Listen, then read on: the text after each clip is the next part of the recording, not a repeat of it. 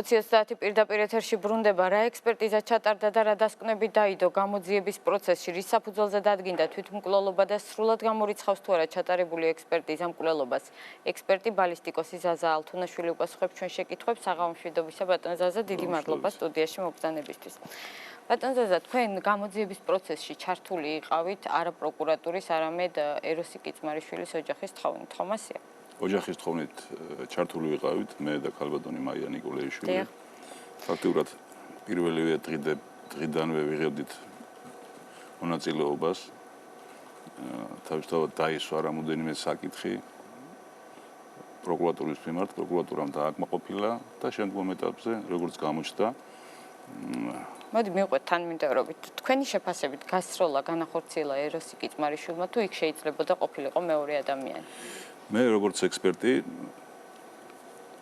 თავისთავად ჩემთვის მნიშვნელოვანია დათვალიერება შემთხვევის ადგილის შესწავლა ყველა იმ ფაქტების, ამ ფაქტების ანალიზის საფუძველზე შესწავლით ფაქტურად გამოირიცხა ავტომანქანაში სროლის მომენტში, წესასრული იარაღიდან გასროლის მომენტში სხვა გარეშე პირის არსებობა,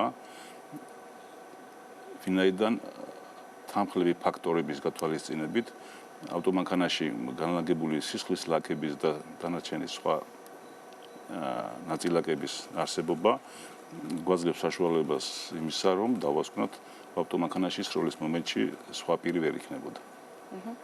მე მახსოვს 2015 წელს გახდა ცნობილი, რომ ეროსი კიწმარიშვილის იარაღზე აღმოჩენილი იყო უცხო პირის დნმ-ის კვალი.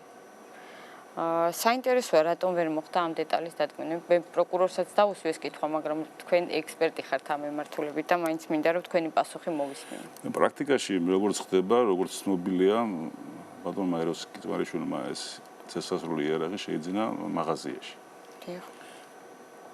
საერთოდ მექანიზმია ასეთი, როდესაც იარაღი ხდება ქვეყანაში, მოდის რეალიზაციის მიზნით, ყოველ შემთხვევაში გადის ის აღრიცხვაზე, ადის უпростоრეთ, გადის შესაბამის შემოწმებას, იარაღიდან უნდა მიღებული იქნას ექსპერიმენტალური მასალები და ტყვიები, ფაქტობრივად ამას ახორციელებს პირი, უფლებამოსილი პირი, რომელსაც ევალება ამის გაკეთება.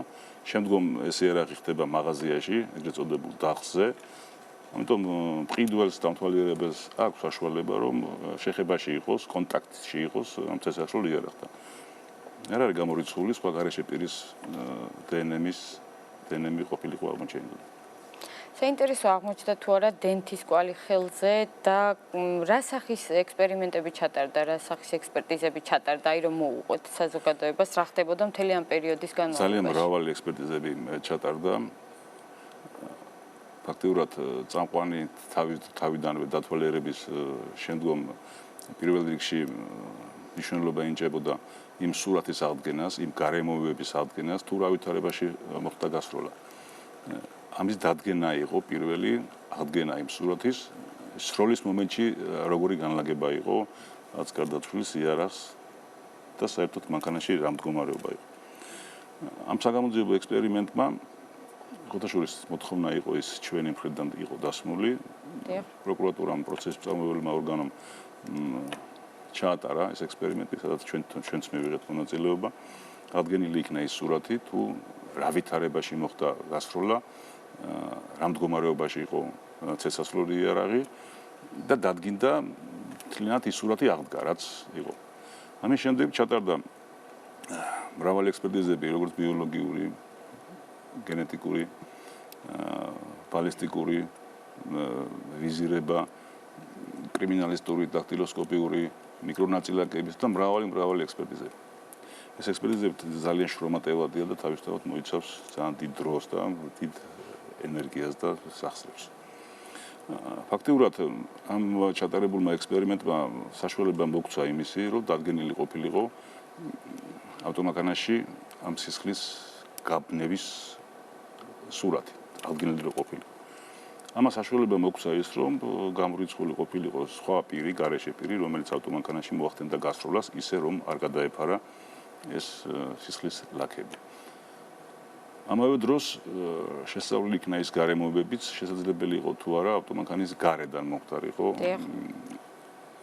სროლის წარმოება. ასეთი ვერსია იყო ეროსი კიცმარიშვილის ცხედრის პოვნისთანავე. იხილებოდა ეს საკითხიც, მაგრამ თავისთავად კვლევის შედეგები ამასაც გამორიცხავს, ვინაიდანაც სროლა არის მიბჯენით ნაწარმოები, ამიტომ გარემოებები არ იძლევა იმ საშუალებას, რომ სროლა გარედან, ავტომანქანის გარედან ამ მდგომარეობაში განხორციელებულიყო.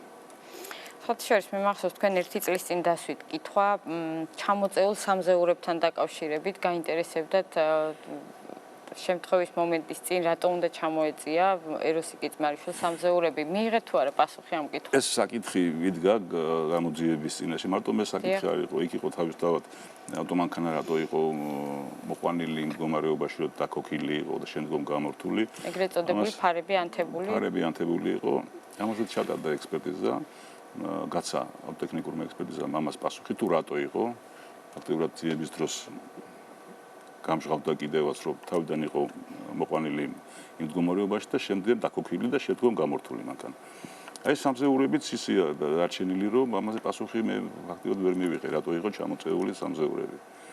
მე არ ვიცი დანარჩენი სათვალთვალო კამერებიდან ქალაქში მოძრაობის დროს თუ არის ეს ამოღებული და რა შემთხვევაში მოძრაობდა თუ არა მთელი დღის განმავლობაში ჩამოწეული სამზეურებით ამის პასუხი მე არ მაქვს ფაქტობრივად შეიძლება მასალებში არის მაგრამ მე არ ვარ უფლებამოსილი პირი რომ გაცნობილი იყო მთლიანად საგამოძიებო მასალებში გასროლის ტრაექტორიაც ემთხვევა იმ პოზიციას რაც დღეს პროკურატურისგან მოვისმინეთ და რასაც თქვენ იზიარებთ ზუსტად ამაშია საქმე ეს ვიზირების მეთოდი რომელიც კვლევის დროს ჩატარდა ავტომანქანის კარების საყრდენიდან ტყვია არის ამოღებული დიახ ტყვია რომელმაც გაიარა თავი თავისთავად ვიზირება მოიცავს ამას ჭურვის ტყვის ამოღება წესასროლი იარაღის განლაგება და იარაღში გასროლი მასრის ადგილმდებარეობა თავისთავად მასრაც აღმოჩენილია ავტომანქანაში იმ ადგილას ეს მთლიანობაში გვაძლევს იმის წარმოქმნის საშუალებას ადგენის საშუალებას თუ რა მდგომარეობაში მოხდა